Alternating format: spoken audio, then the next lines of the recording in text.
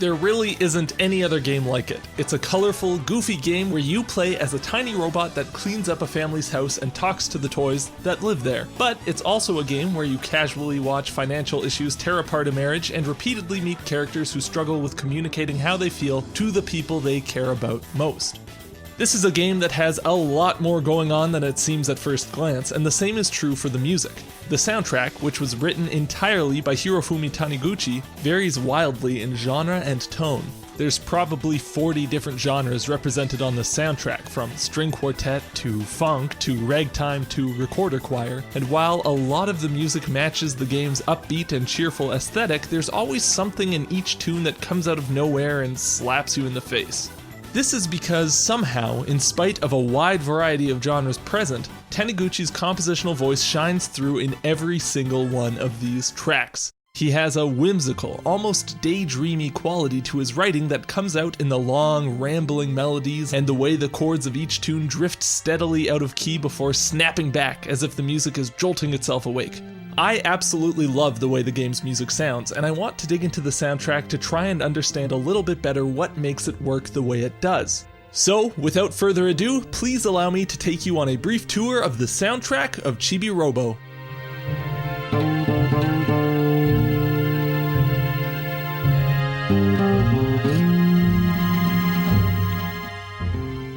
First off, everything in the game is musical. Picking up your plug, climbing up a wire, scrubbing the floor,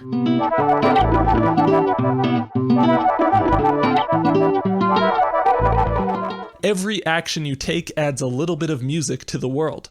The biggest and most adorable example of this approach to sound design is Chibi-Robo's footsteps. Each step he takes is accompanied by a musical note picked randomly from a small group of notes, with the group of notes and the sound of each step changing depending on the surface that the little guy is walking on. The thing that's so brilliant about this is that the background music for each of the game's day and night cycles was written specifically without any real melody, letting the sound of your footsteps fill that musical space. On most flooring, the game picks randomly from the notes of the G pentatonic scale to accompany your steps.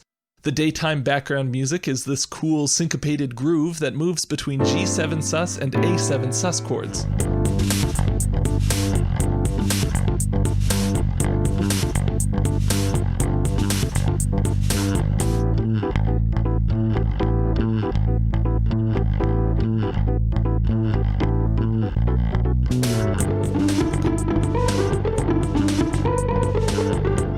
The contrasting B section adds in colorful C major 9 and F major 9 chords alongside our G and A sus chords for a different but equally colorful sound.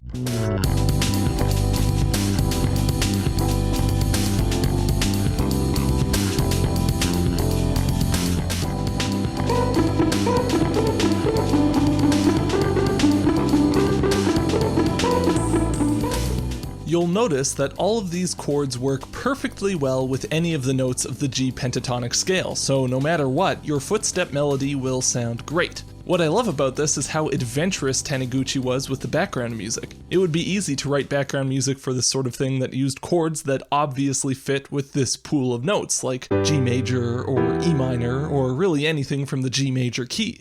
Instead, Taniguchi gets a little more creative. The tonic chord is a G7 sus, which means that the 3rd and 6th of the G pentatonic scale create some colorful clashes against the 4th and flat 7 in the harmony. G pentatonic also outlines the upper extensions of the other A sus, C major 7, and F major 7 chords, and the lack of either an F natural or an F sharp within the scale allows for some cool interplay between F major 7 and A sus 13 chords later on in the piece.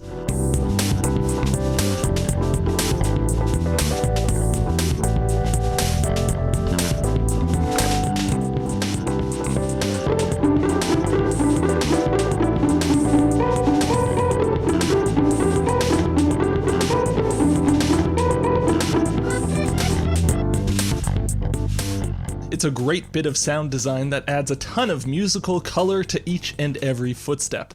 When these footsteps happen to carry you to another character or an event, you'll hear one of these short little tunes that score the various scenes you find in the game.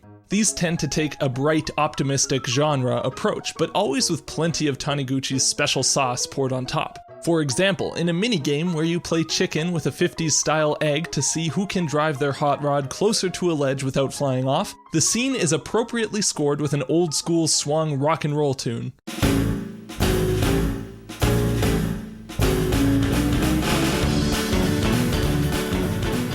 It's bright, it's simple, it's full of energy, but it's also a perfect example of how it seems like Taniguchi can't bring himself to write exactly what you'd expect. After 8 bars of your typical blues form, with the 1 chord moving to the 4 chord and back with this classic rock and roll guitar riff, we move suddenly out of the key of D major with this E7, C sharp 7, F sharp 7 progression. This moves to an A7 sharp 9 chord, which sets up a resolution back to our tonic D, and each of these being a dominant chord still keeps that kind of blues flair, but this harmonic detour in the middle is totally unexpected.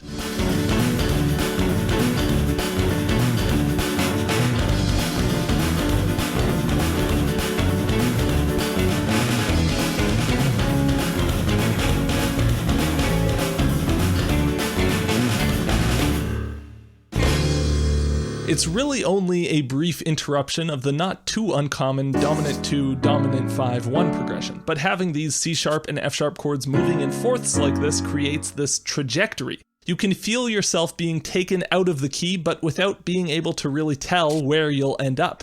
It's a really fun effect, and you can see this happening in the game's intro sequence as well, a birthday party for Jenny, the daughter of the family, for whom you are given as a birthday gift. For a kid's birthday party scene, you might expect the music to be kind of childlike or simple, but instead my boy Taniguchi hits us with a jazz fusion piano trio piece. It's still got the right vibe for a birthday party, it's upbeat, energetic, it's cheerful, but it's not exactly what you'd expect. The piece is in F major, starting off with a simple 1-4-1 progression to establish the key before drifting off out of the key with this E flat to A flat to D flat 7 to G flat 7. Again, moving these chords in fourths like this is a very strong, functional way to pull you farther and farther away from the home key.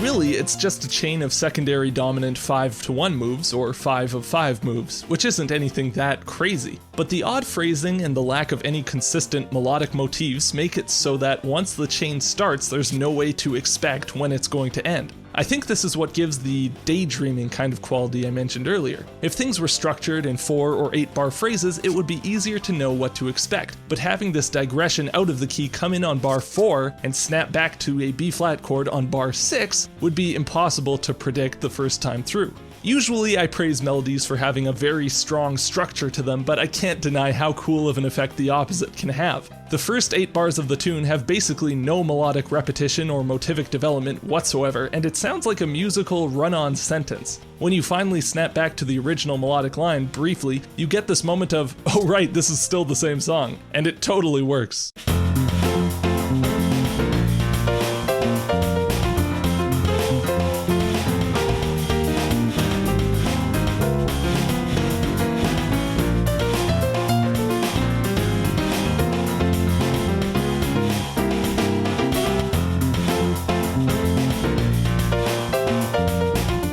On paper, it goes against a lot of what I would consider strong writing, but the lack of structure feels so deliberate and creates such a cool vibe that fits perfectly with the character of the game. Even with all of this stuff going on, almost every chord in the tune is a major chord, and the melody reliably gives us nice strong phrases built from simple chord tones, so we still get that earnest and cheerful quality that the scene requires. We just so happen to be capturing the feeling of a particularly hip child's birthday party.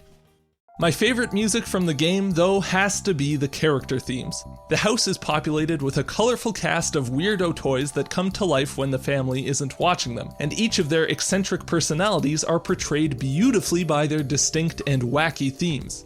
A Maiden's Thoughts is the theme for Sophie, a dog chew toy that spends her nights writing in her diary and staring wistfully at the love of her life, an action figure by the name of Drake Redcrest who doesn't even know she exists. Taniguchi is really good at finding chord progressions that feel floaty and unresolved without sounding really dissonant, and Sophie's theme strings together a series of chords that are all bright and pretty without giving us any clear footing to latch onto. The opening 4 bars use a G Lydian dominant sound, meaning a G dominant 7 chord with a sharp 11. The accompaniment is just a G9 chord, but the sharp 11 is used heavily in the wailing melody, clearly evoking the sound of the Lydian dominant scale. The Lydian dominant sound is just an alteration on the regular dominant sound, and it's usually used as a more dramatic way to resolve to a 1 chord. So just sitting on this sound for 4 full bars really makes a statement. The melody sounds like a cry of exasperation, and in conjunction with this strange harmonic color, we get this perfect encapsulation of the frustration of young, unrequited love.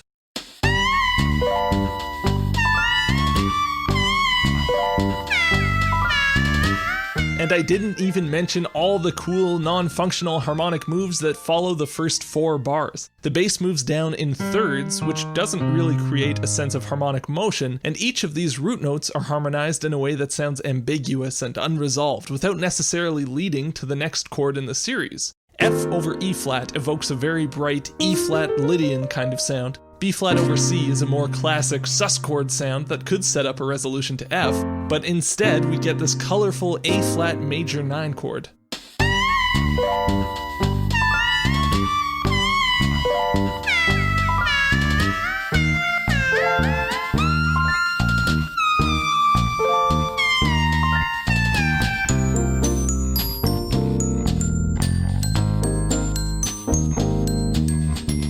You're constantly floating around without a solid home base for your ear to latch onto, but without there being any kind of gross or dark sounding dissonance. It's a really unique piece of music, and I think it lends a great insight into Sophie's headspace in the game. Another toy you meet in your journey is Mort, a mummy figurine who has fallen in love with the princess doll that lives in the same room. Once again, we have a case of unrequited love, as Princess Pitts can't even look at Mort's spooky face without fainting from fright. That is, until Chibi-Robo comes to save the day, of course. Mort's theme, Timid Love, is extremely interesting to me. We have another run-on sentence type of melody with a 10-bar long form. The melody seems deliberately stilted and kind of awkward. There are lots of big leaps, chromatic movements, and an erratic melodic contour. Let's listen to the melody in isolation, which is how it appears for the second time in the piece.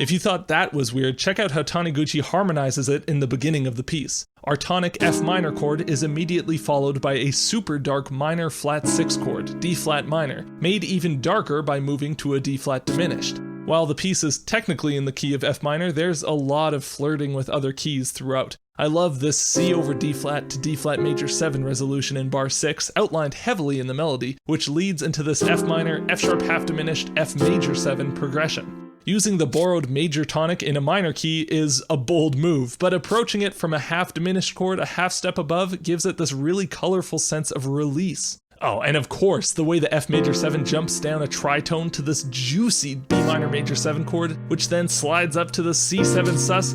The tune is just throwing a totally new sound at you every single bar.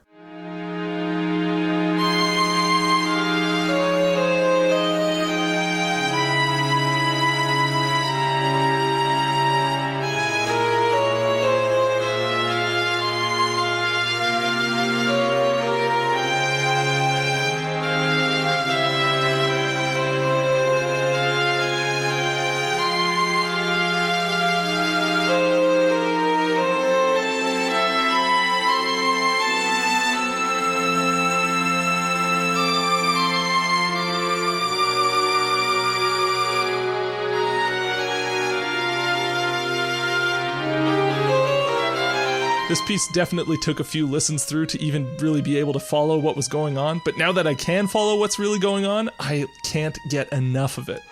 After the solo melody section, Taniguchi reharmonizes the melody with a totally new, bright, lush chord progression with added harp and organ parts, representing Mort and Princess Pit's eventual happily ever after ending. This section is made up almost entirely of major 9 chords, moving either in fourths or chromatically by half step. There isn't really a definite key center. It seems like Taniguchi was just using whatever major 9 chord would work with the melody notes in question for each bar, but the sound of these chords totally change how the melody feels, from distressing to dreamy.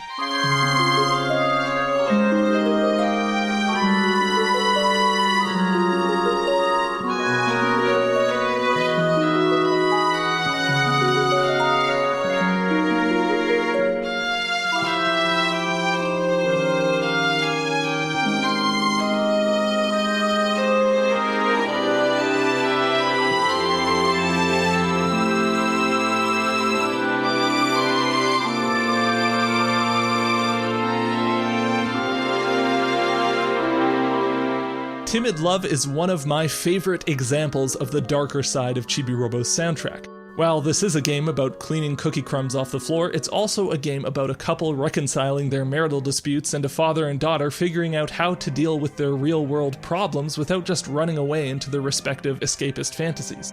Like the game as a whole, Chibi-Robo's music uses a goofy aesthetic to make the more serious ideas feel more real. Tragic events are presented right alongside really goofy, whimsical scenes in between a lot of normal, everyday life. Everything all blends together, just like it does in our real lives. Somehow, this soundtrack feels like it doesn't take itself seriously at all, and yet manages to give some of the most powerful and memorable musical moments I've ever experienced. God bless you, Chibi-Robo. May you rest in peace. Morgan Kearns, I could kiss you on the mouth for requesting this topic. It's a video I've wanted to make for a long time, but your request got me to actually do it, so thank you. If you want to join Morgan Kearns in supporting this channel, check out my Patreon here. You can see these videos a couple days early, get access to the transcriptions I used to make the video, and even request video topics that you want to see me tackle, like Morgan Kearns did. Or feel free to follow me on Twitter at 8bit Music Theory. Although, do be warned, my Twitter to my YouTube channel is Chibi-Robo Ziplash to Chibi-Robo the original. Thanks so much for watching, and I'll see you all next time.